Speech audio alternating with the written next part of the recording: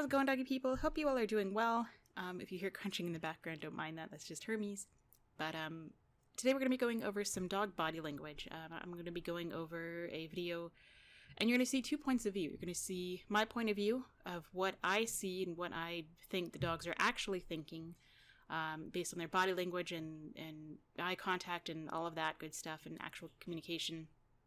And you're going to see it from this owner/breeder's point of view, where they believe that they have multiple dominant males and how they manage them at one time. So all of these males are intact, meaning they have not been neutered. They still have their testes intact. They are able to reproduce. So can that change things? Sure. But you can have multiple males like this intact and it never causes a problem. So you're going to hear from both points of view. I'm going to play it with it muted first to show you what I see, and then I will unmute it and play the exact same clip so you can see how she sees it and make up, your own mind about what you think really is going on, because anybody can put labels to animals. Just pointing it out first that dominance is not a character trait. You do not have a dominant animal. Dominance, by definition, is you use your power through aggressive acts to gain priority access to resources. So say there's a stick between these two dogs, and this one corrects this one by growling, barking, biting at him, snapping at him, and he moves away. He would then get the stick. In that moment, that would be him asserting his dominance, and the same thing could happen vice versa. It is a momentary situation. It is not a continual act, as in a personality trait. I will show you the difference between this in another video where we look at multiple stallions, meaning horses that are intact and able to breed. They act very dominant. They have that herd hierarchy. Dogs do not. So before I make this not much longer of an intro, let's get started. We're going to hit play at this certain part. We're going to be looking at these dogs. They're playing.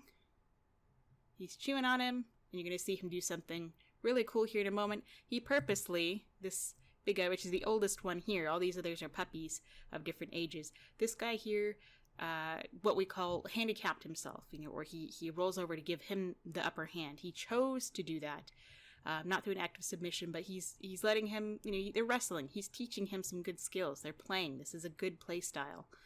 So I think that's great. He's playing. He doesn't feel threatened. Now this guy right here may have wanted to, he saw they were getting riley and loud and excited, and there's all sorts of dogs around here, so the play energy is getting high. I don't normally talk about energy, but, in this case, energy, yeah, we have a lot of energy here. Dogs are playing and excited.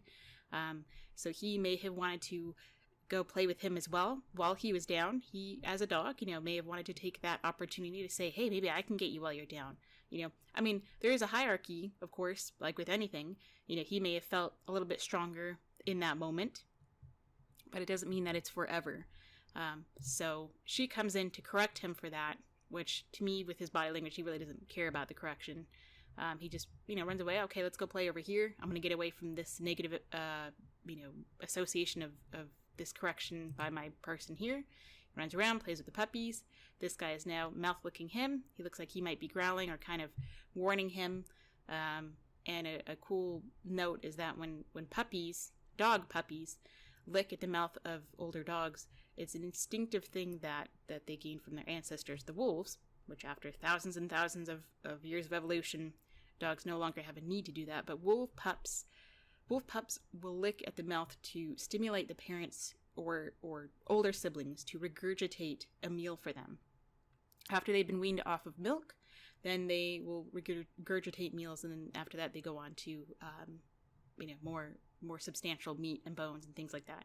So doggy puppies, still do that instinctively, although they may not even know why they're doing it, because dogs do not do that. Dogs do not regurgitate. That's part of the reason why dogs are not pack animals, because although they may be related, say all of these are his children. I don't know that they are. I'm not saying they are, but say they were. He, in a real world without humans intervening, even with humans, he wouldn't care. He wouldn't take care of them. He would not protect them. He's kind of out for himself because he doesn't have a need to protect. It's just not in his genes to be a stay-at-home dad or whatever you want to call it. He is a dog. He doesn't have that need to protect a family because they don't need to hunt, they don't need to work together. That's why you see more aggression among dogs and not so much around wolves. If you want to see, I will leave a video I'll leave my video in the description below about how I explain why dogs are not pack animals and what alpha really is and means and all that good stuff. So I'll leave that in the description below. So he's licking, he's growling, he's giving him a warning, she's telling him to back off, which in this moment I can agree with, because if I would be saving him from a correction from this guy, and I'm trying to teach this guy, hey, you don't need to correct him, let me take care of it, I will take care of it. But sometimes, they need to learn, so this guy will probably give him a correction soon. Okay, so he moved away on his own, comes back being crazy boy, got interested in something to sniff, maybe chew on. Okay, now that, I don't know, I didn't see that was necessary. He was already laying down. We're going to go back a couple seconds. I may not have allowed that. So we see here, he already went down. He's mouthing him. He went down as he put his head over him. You could say that he's asserting himself right here, an act of dominance. In the moment, he's giving him a correction. Putting his head over him, probably putting his mouth over his mouth, giving him a mouth bite or muzzle bite or whatever you want to call it. And that probably would have sufficed, but then he gets a little bit more agitated and continues to further on with his aggression right there. So I would probably separate them after that. I do not want my dog giving that harsh of a correction to any other dog while I'm around, because it's just not necessary and it can easily lead to damage. So, as well as I don't want any dog to think that they are the biggest guy in the sky around other dogs. Everybody is equal. I don't care what hierarchy you have when I'm not around. That is natural. When I'm around, everybody is an equal. And you can be an intact male with females and heat and this and that, and I will still make sure that everybody is safe and comfortable and they can still play around. But he gets over it quickly. I don't know what she's getting on his case for. He's just coming over here sniffing, getting some water. So we're going to go back and watch this from the beginning and hear what she has to say. He may feel that she's a possession of his, and he may feel that that's his female. And I do want to just make a quick little note on this, that I don't know that dogs will necessarily feel that way. They very well can, that when they're talking about an intact male and having another female that they happen to breed with, that they will protect them, as in that is their female. They may, I don't know, I'm not around a lot of breeding animals. I would say that would be very much true for horses and stallions and even cows and bulls and equines and bovines, but I don't know about dogs. So I can't really, that's just my opinion, is I don't know that would be, I wouldn't say that would be absolute. And so, hey, madman! So my Mortigan tried to use that opportunity to flex. See that tail up like that now? So I don't think that was necessarily a flex. I mean, not the way that she's saying it. It could be, or he could just say, she's acting like it's this major, thing of major assertion of dominance, or I didn't think it was that big of a deal. He wanted to go play, he got excited. Dogs are opportunists. He wanted to take that opportunity, see that maybe I can get the old man this time, but maybe not. I don't know. And nobody can really say for sure exactly what these dogs are thinking. I can't, she can't, not even the best scientists. Well, maybe they can. I don't know if you had brain scans on these dogs, but unless you're a dog in that moment, you don't really know. So that's why it's important to never let your guard down too much, and that's why Preacher specifically got, hey, Hefe, leave it. Get out of it. You cut it out. You go play somewhere else. Preacher, come here. Okay, so they're, I would have separated them, or just kind of warned them. I wouldn't be as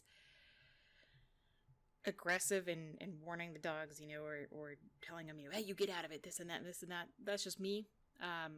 But I don't think with me, if I raised all of these dogs and kept them intact and had multiple males, I would not have to be on constant guard with them, because I would know my dogs and I would know how I raised them, using positive reinforcement, using force-free methods, making sure that everybody's comfortable and they know that they can trust me and trust each other and trust that I will keep them safe and they don't feel the need to protect themselves or get into a fight. So that's just me. There's many people who have lots of intact dogs or reactive dogs, and they're perfectly comfortable within each other. So Hefe is causing an issue because of his hyperness, which is why Preacher got onto him the way he did. Preacher, skid him. Teach him a lesson. Okay, so not quite as bad as when I had it muted. I thought he was a little bit more aggressive, but still, he gave this dog a correction took it a little further than I think he needed to. She praised that, so I didn't think that was necessary, but I mean, hey. Make sure he knows. See how my Mortigan is taking every opportunity to get in on that while he can, unnoticed. Oh, Lord. Don Juan. And Don Juan, recognizing that he's flexing, is trying to kind of like be friends with him. You see him smelling him. So he's just checking out his hormones. And so he's recognized that he wants to be friends with Madman. I'm going to let her finish. Because he thinks that somehow that's going to work out to his benefit. So I wanted to let her finish what she was saying, because I did hear this earlier, that I don't think that this dog sees that at all. I think, again, dogs live in the moment. They're not tyrannical leaders like people want to say they are when they think of dominance or alpha or this or that. To be alpha, and if he wanted to be alpha, he would have to give birth to new puppies or mate with a female and then give birth, and then they would be the alpha breeding pair to those individual puppies. It just doesn't happen. Dogs are not alphas. It's a family unit. A pack of wolves is a family unit. These dogs don't act as a family unit. They act as individuals, which is fine. They don't need to act as a family unit. Again, if you want to see more on that, you can go ahead and check out my video about alpha theory and pack theory and all that good stuff. But I don't think this little guy is trying to come up and be buddies with him, buddy with him, because it's going to work in his favor. How is that going to work in his favor? Dogs don't think that way. They don't have, they don't need allies and groups, and they're not on Survivor where they need allies and they're planning things out for survival and all that. And maybe it's just that he just thinks he needs to be friends with everybody. You know what I mean? And that's fine. If he wants to be a social dog, he's a very social dog. I think that's totally fine. I think this dog is also totally fine. These dogs, there's really nothing that I see that they're doing wrong here. Rarely does a dog do wrong.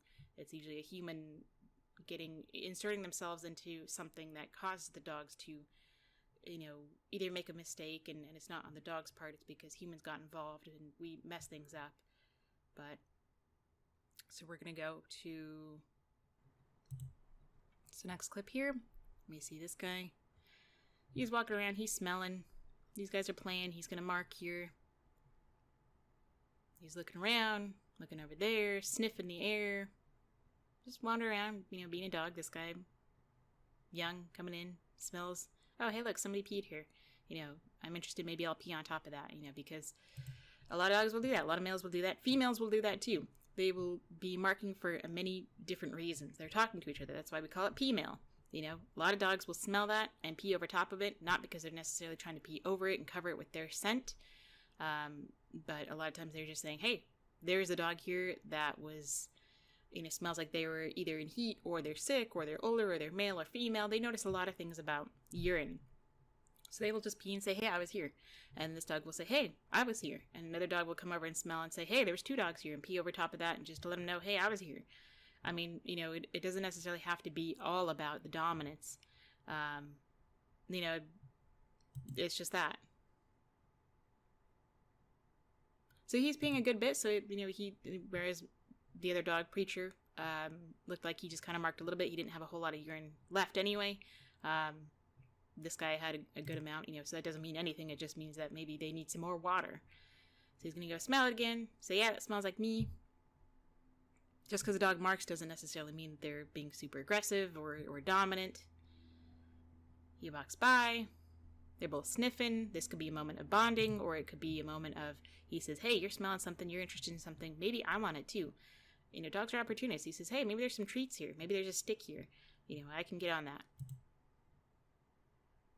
Not necessarily any act of dominance. This dog came in very respectfully. We can go back a few seconds, and we'll see this puppy coming in, low head, tail wagging, very respectful. He doesn't seem to mind either of these guys being here. They're just eating grass. They seem like they're bonding. I think that's great.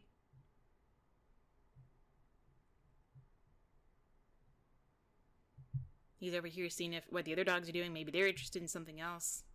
He comes back over, chill. Again, to me, this just looks like bonding without any other human talking. And if he wants to move away, he can. Maybe he's interested in something else. Maybe he's giving calming signals. This guy, tends to keep butting up with him. Listen, when they're watching each other, you see how his ears are constantly turned towards us. So I would say that if his ears are turned towards you, it's probably because you're talking. He's hearing what's going on behind him. He looks like he's being pretty good, what the breed is, Cane Corso, their guard dog, Italian Mastiff. He's just looking around his property, making sure that nothing's going to come flying out of these little areas, maybe. Or maybe he's just sniffing, just minding his own business. And there goes Madman. He's going to pee where Preacher just peed, if he's feeling like a real man. I don't think that has anything to do with anything. He doesn't...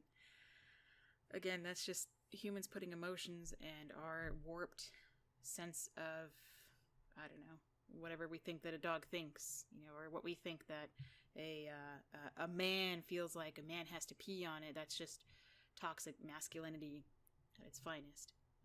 And we're projecting it onto dogs. Yes.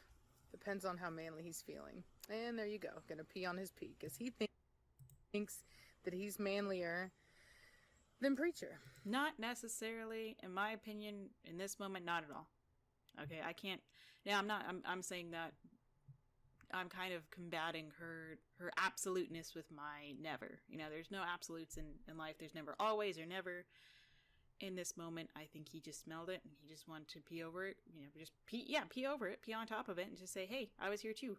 Hey, when you come back to sniff this again, because that's what dogs do, they want to make sure that they keep their scent track, whatever, their marking fresh. They'll say, hey, there was another dog here, there was this dog here, and blah, blah, blah. And that's just how they learn through life, through smelling and scents. And they have, so many thousands of times or hundreds of times better, a much better sense of smell is what I'm trying to say, than humans do. And so they live the world in scent. So I don't think that necessarily had to do with anything about flexing to be a man or a male. Again, if we're talking about studs and stallions with horses, absolutely they would.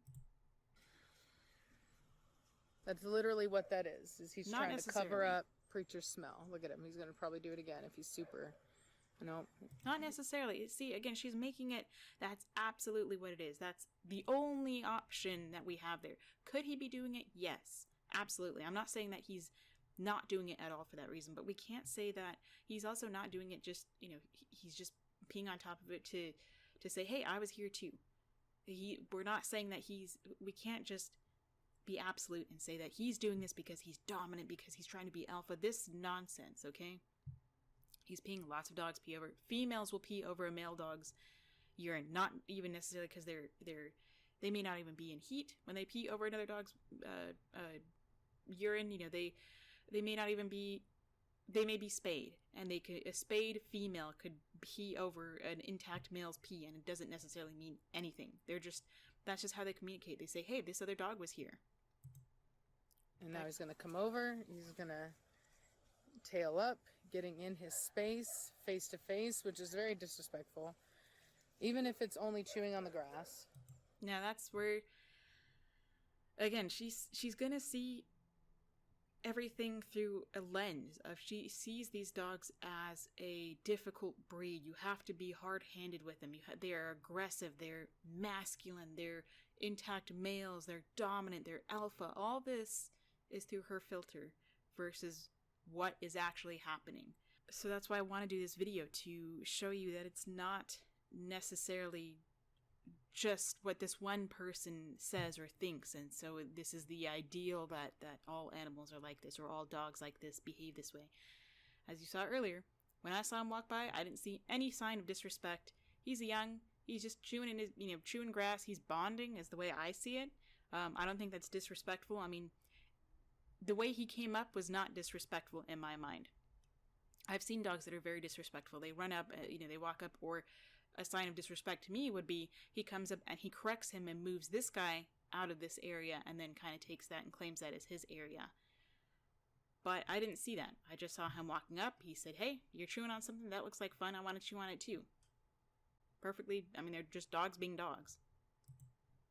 Now, his tail did go down a little bit, but just it's also kind of hard. It's also kind of hard to tell with these dogs because you cut their tails off very short. These tails are docked. Canine horses have a naturally long tail and, of course, floppy ears. So when you remove those very telling parts of body language, it's very hard to read a dog from a human point of view, and especially from a dog's point of view, especially when dogs, like boxers, they lose that tail.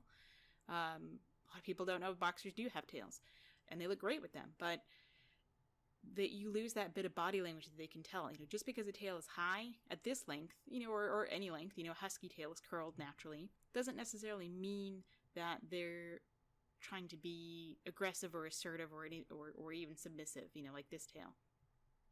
You look at totality of circumstances. You look at the totality of circumstances, everything about the dog, something called temp, tails, eyes, ears, mouth, and posture. All of that is how you read a dog in every situation. You don't just look at one tail and say, oh, his tail's high, so he's doing this, therefore this. Dogs don't quite work like that, just like humans don't. It's that incursion of space there. Now, you'll see here the tails tell a lot, right? So Preacher's tail is higher than his at the time. But do you see how he... It doesn't necessarily mean anything. I mean, I don't think he's necessary. I think this could be this dog's natural tail carriage. Just because it's higher, he's not purposely trying to say, hey, I have my tail just slightly higher than yours. I'm this, I'm that. This dog could care less. And if this guy's watching him because he's a little bit nervous about him, then fine. He can move away. I haven't seen him give other calming signals. I haven't seen him give lip licks or whale eyes or scratching or digging at the ground or sniffing at the ground or really walking away. We'll see him walk away in a little bit. Keeps getting in his way. It's this very passive-aggressive way of really just being in his space. I disagree. I think it's just immaturity, and he enjoys being with him. I see it as he's just bonding with him. They're bonding, they're chewing on grass together.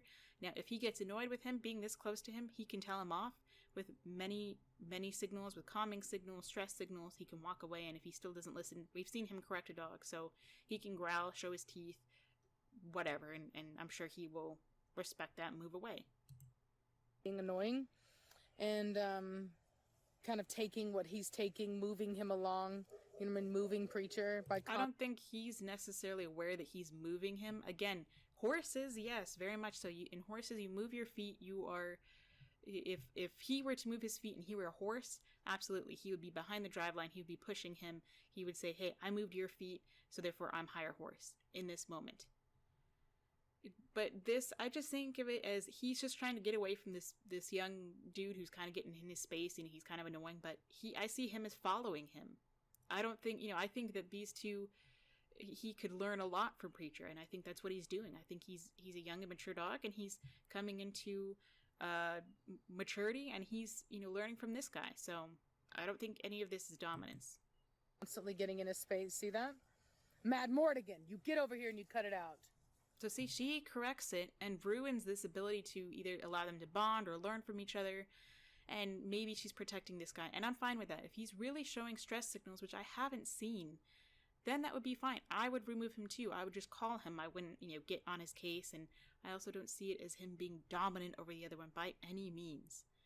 I've seen dogs that they're bullies. They become bullies. If they constantly try to dominate another dog, they become bullies because we as humans allow them to do so. We raise them that way. And so the only option in that situation is some would say, well, why are you getting involved in that? Why don't you let them work it out? Well, working it out is very dangerous because dogs work things out by fighting and trying to kill each other. Now, I agree with that to an extent, and I also disagree with that, of course. Go figure. I agree that, yes, when dogs are predators, when they get into a fight versus horses will kick and bite and whatnot, but they're not trying to kill each other. Dogs, a lot of times, don't even try to kill each other either, so that's where I disagree. But a dog getting into a fight with another dog can easily cause a lot more damage because they have teeth and claws and very strong, powerful jaws and thin skin. But when dogs get in fights with other dogs, yes, they can cause damage, and a lot of times dogs can succumb to those injuries and pass away or be euthanized because the injuries are too dire for them, too much for this dog to be able to recover from. They may bleed to death, they may puncture, all these things. But 9 times out of 10, if a dog gets in a fight, they're not trying to kill each other. They're they're, unless they've been raised to, or they've learned, or they have a some kind of psychological issue going on, or they've learned. It's usually a learned behavior. All of this is learned behavior. So that's my point on it. And, I obviously cannot have that. So I have to step in and handle that. And the thing about it is, it doesn't need to be 100% natural, because this setup is not 100% natural. Most people don't have, or not even most people. In the wild, there are not a bunch of males living together. Agreed. In the wild, there's not a bunch of... Well, there's no dogs in the wild, period. I'll put it that way. Dogs that exist in slums, again, you can see this in my pack video that I explain it, that in the slums of areas where there's mass garbage and outsides of villages and things like that, dogs exist and survive off of the garbage. That's how they evolved. Wolves evolved themselves into dogs, and then those puppies that were... Those wolves that were... the wolves that were most comfortable, that over time became more comfortable being around people, were the ones that survived because they kept being taken care of. And so people would take them in, and then they would ensure this animal's survival, and thus, over thousands of years became the dog. But when these guys just don't survive in the wild because they don't... Without humans, these guys would not exist. I'll just make that point really quick, that without humans, dogs would not exist. So there's no dogs in the wild. There's no groups of males, there's no groups of females, there's just a bunch of dogs that mate and have puppies, and a lot of the puppies don't survive, and maybe people take them in and ensure their survival and this and that. But, if there's a bunch of dogs running around and they're just kind of out for themselves, once the mother has weaned her puppies off of milk, they become competition for her food, and she's moving on to the next time to mate. No, it's not like stallions with bachelor herds, right? It's not the way it is. Agreed, and also stallions are wild animals. Horses have had much less evolution, if rarely any at all, due to humans compared to dogs. 15,000 years of evolution created this guy and a cute French bulldog next door. But horses have rarely changed, especially from their instinctual state. She's comparing, she's treating these dogs as if they are stallions, which is a prey animal, herd instinct. They have their own hierarchy versus a dog. So if these were all horses, I would agree with what she's talking about, that yes, everything a horse does, a stallion does with another stallion, especially if a mare is involved, that is very much on purpose. They don't miss anything. Dogs, not so much. So if this were a video about stallions, then I would probably agree with her a lot more. And this is nothing personal. I don't have anything against this person other than I just disagree with a lot of what she's putting out there and teaching people, and apparently she's a trainer too. She trains animals, and so I think it's just dangerous to put this kind of information out, that you see this with this filter. And in the land of the blind, the man with one eye is king. So in this case, queen. So for people who don't know any better and they happen to come here and see this, just like with Caesar Milan, they're going to believe this because they're in the land of the blind. They don't know anything. They haven't studied anything. So if somebody sounds confident and puts a label to anything, then you can say anything about these dogs and a lot of people will believe it, and then that becomes their main belief that they will stick to forever, and that will become the filter they see their animals through and other animals through. So just kind of a difference between the two points of view. We're going to end it there. So thank you so much for watching. I do appreciate it. All my animals appreciate it too, from my Shiba to my ferret to my gecko. I'm just trying to point things out from an animal's point of view. So no hate on this person. I don't mean it's nothing personal. I'm just pointing out, disagreements and maybe trying to, educate people who may not know, or they may be confused by it, or kind of trying to put another point of view out there. So that way, at least one person can learn that this is not the only way, or this is not necessarily how dogs think. So I also put out training videos. If you want to see those, feel free to check it out. And until next time, stay positive.